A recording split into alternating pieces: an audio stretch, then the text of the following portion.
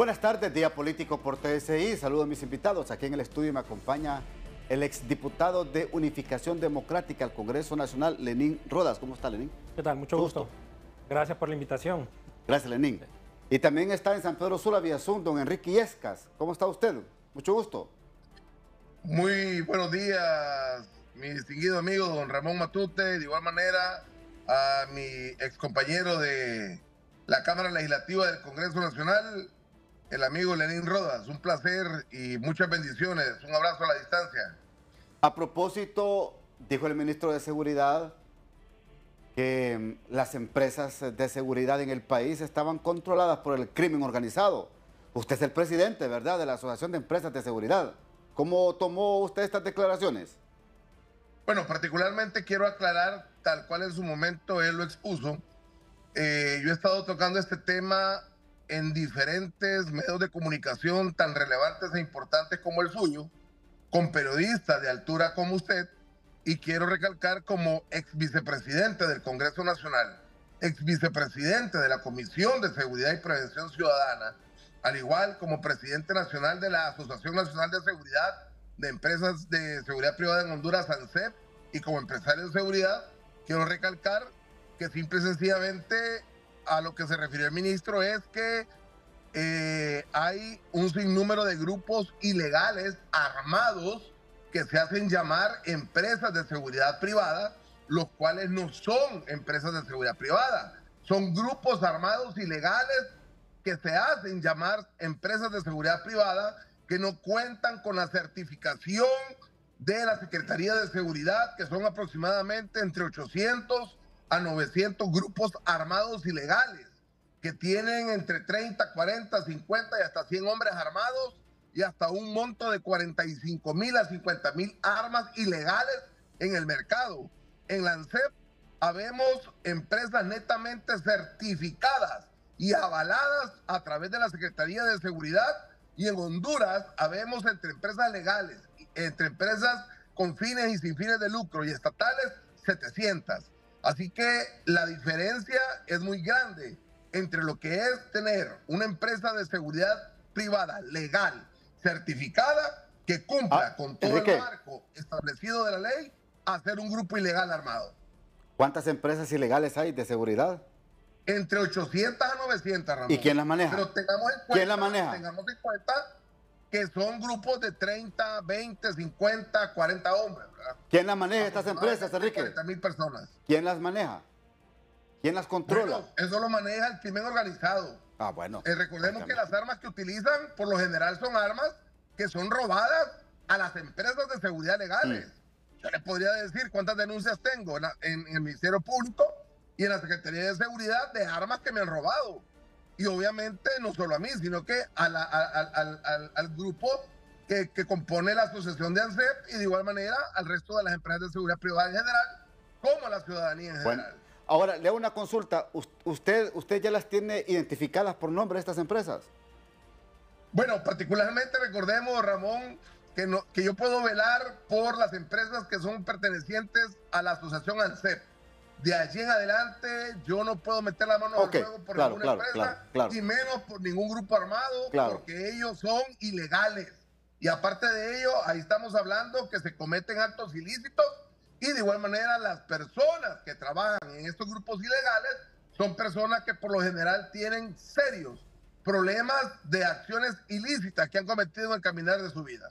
Bueno, tremenda denuncia la que hace en Día Político don Enrique Illescas. Óigame, esto tiene que llamar la atención del secretario de Seguridad, ¿verdad, Lenín? No, y es que lo más triste, él siendo la persona encargada de la seguridad de este país, hace la denuncia como que no es la persona encargada. O sea, si él sabe que hay empresas ligadas al crimen organizado, ¿y qué está esperando entonces para actuar? Buena observación de Lenín.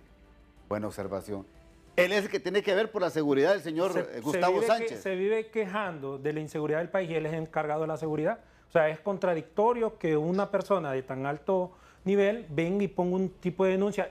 El compañero Enrique, que él no es ministro de Seguridad y tiene toda esta información, entonces ya Enrique no puede decirle, actuar a la policía para que vaya, o con los fiscales para que empiecen los requerimientos, pero sin embargo se queda en una simple denuncia. Bueno, Vamos a ver cómo avanza este tema. Bien, vengamos al tema por lo que los he invitado esta tarde a ambos. Y es cómo miran los partidos alternativos la situación política actual. ¿Cómo lo percibe Unificación Democrática?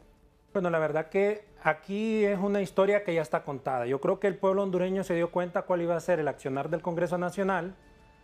Desde el momento de que no se pudo elegir con la mayoría que pide la Constitución un presidente del Congreso, sino que fue a través de insultos y golpes que se impuso a una figura que no llenaba los requisitos como manda la Constitución, y así se fue desarrollando en el primer año de gobierno ese accionar. Ya inclusive el Congreso Nacional de por sí antes era un circo, ahora ya es un circo, pero estamos certificándolo con violencia, como lo están haciendo actualmente. Y es que creo yo que se les rompió el amor al momento de que ellos contaban con mayoría calificada cuando sumaban parte de los liberales, todos los votos del Partido Salvador de Honduras, y lograban jalar el voto de la democracia cristiana y lograban así tener mayoría. Pero ¿qué es lo que pasa? Que se les rompió el amor, no lograron la ratificación de la anexión a aquel banco que se acuerda usted, ¿verdad? Entonces, desde ahí ya no había mayoría para el partido de gobierno, y desde entonces estamos viendo en un constante, o lo que habían hecho las pocas reuniones en el Congreso Nacional, se vino la elección del fiscal, no lograron la mayoría que necesitaban, y por eso les salía más fácil cerrar el Congreso, mandarlos de vacaciones, y así ellos, a través de esta comisión nombrada por el presidente del Congreso, hacer lo que están haciendo. Lamentablemente, el diario vivir del pueblo hondureño es sintonizar las noticias cuando se trata de temas políticos entre insultos e insultos, y mucho menos propuestas para solucionar los problemas que tiene Honduras, y la dura realidad que vive el hondureño a diario, en el cual cada día son menos las oportunidades de empleo que hay, la inseguridad está súper más alta, y al mismo tiempo miramos nosotros que los precios de la canasta básica, y sin contarlo con lo que más afecta al pueblo hondureño, que son los servicios básicos, los servicios públicos, llámese energía, cada día más alto. Entonces, el pueblo hondureño va a llegar un momento, y se lo digo, y yo creo que Enrique sabe que a nosotros los políticos nos castiga el pueblo hondureño, y si el accionar sigue así como está, no les extrañen que en las próximas elecciones, de los 128 diputados que actualmente están electos ahí en el Congreso, por mucho se pueden reelegir unos 20. Bien. Antes de irme a la pausa, la misma pregunta para usted, Enrique Illescas, por favor, tal vez en un minuto, para que vengamos después de la pausa a desarrollar más el tema.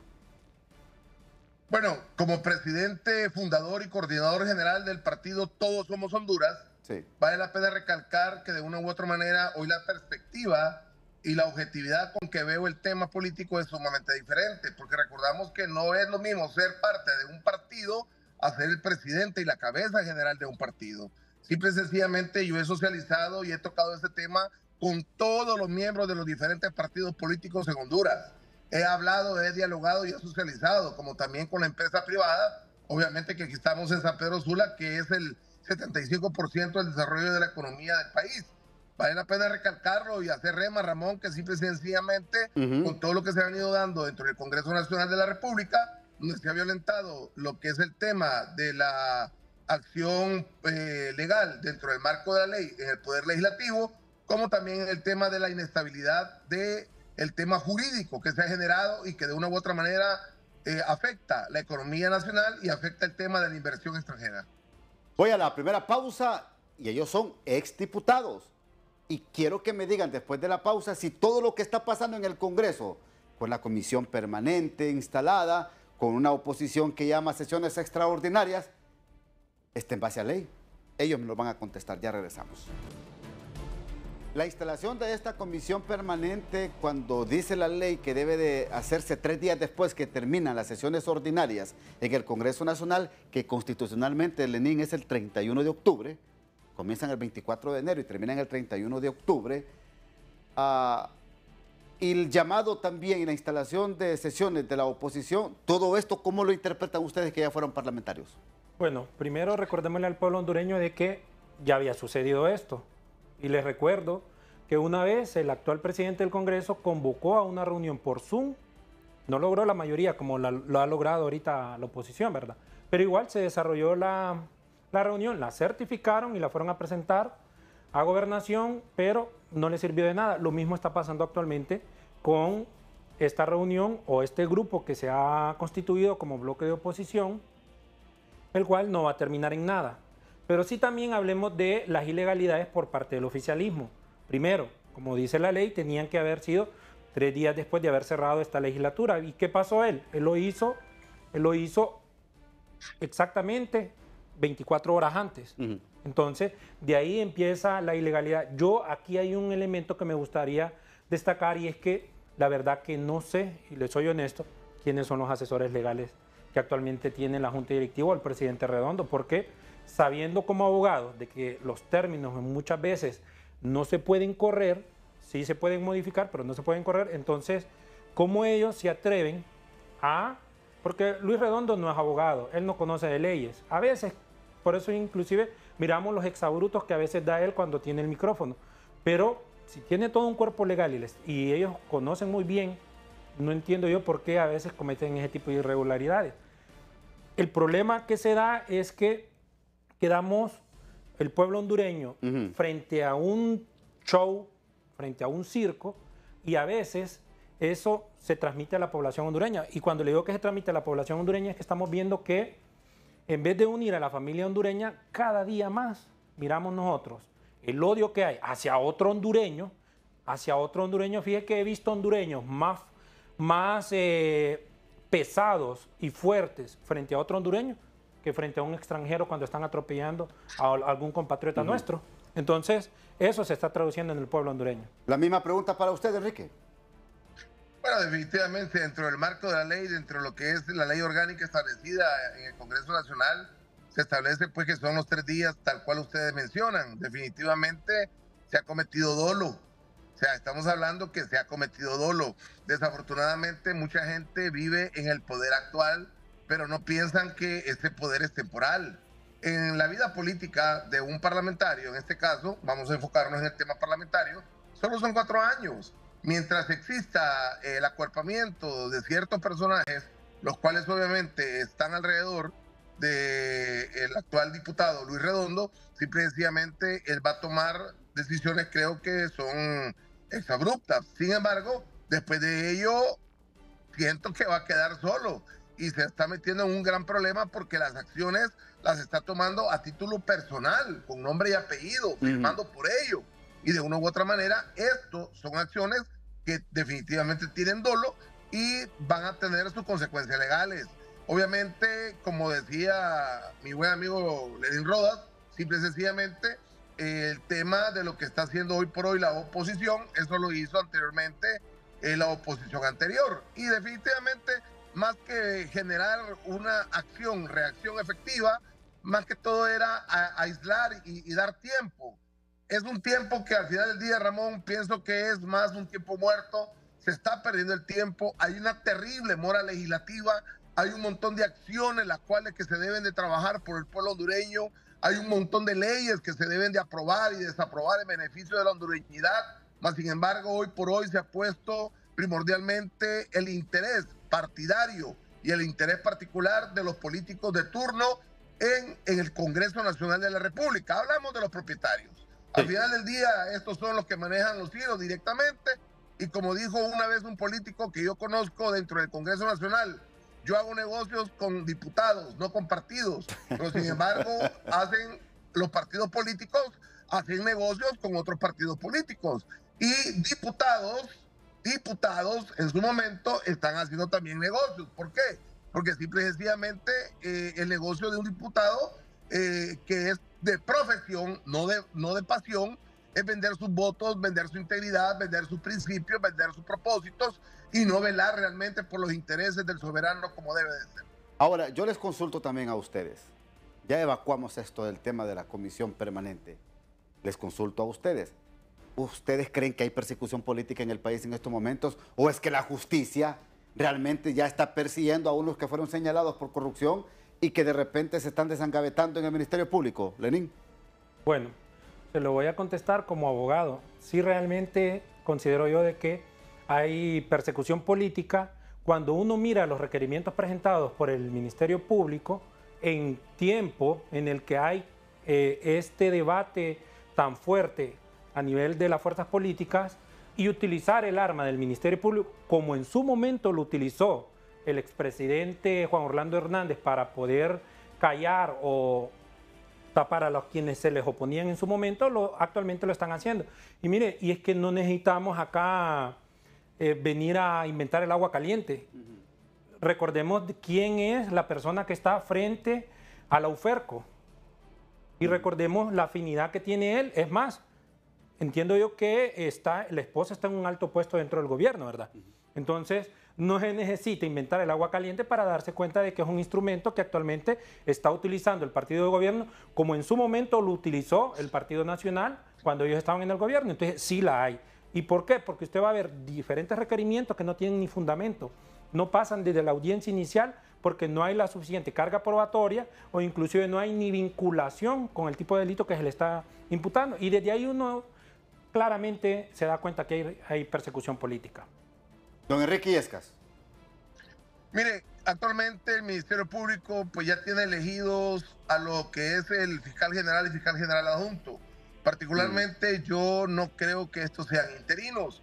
Sin embargo, más creo que van a quedar permanentes. Realmente es la objetividad y la realidad de lo que yo analizo, de lo que yo veo y de lo que yo siento y de lo que he platicado con un sinnúmero de personas y personajes que obviamente tienen mucho mayor conocimiento que este humilde servidor. Sin embargo, no soy un neófito, no he llegado a donde estoy en la vida por creer que los elefantes vuelan. Simple y sencillamente la realidad de la vida es que los que están interinos, para mí, van a quedar permanentes. Por otro lado, el tema de la UFERCO, particularmente, yo respeto mucho a lo que es el abogado Santos y hoy por hoy la buena noticia que el exdirector de la ATIC a nivel general es el segundo al mando de la UFERCO, el cual es un hombre muy recto, es un hombre con mucha ética y profesionalismo, lo cual en su momento le da un buen equilibrio al Ministerio Público.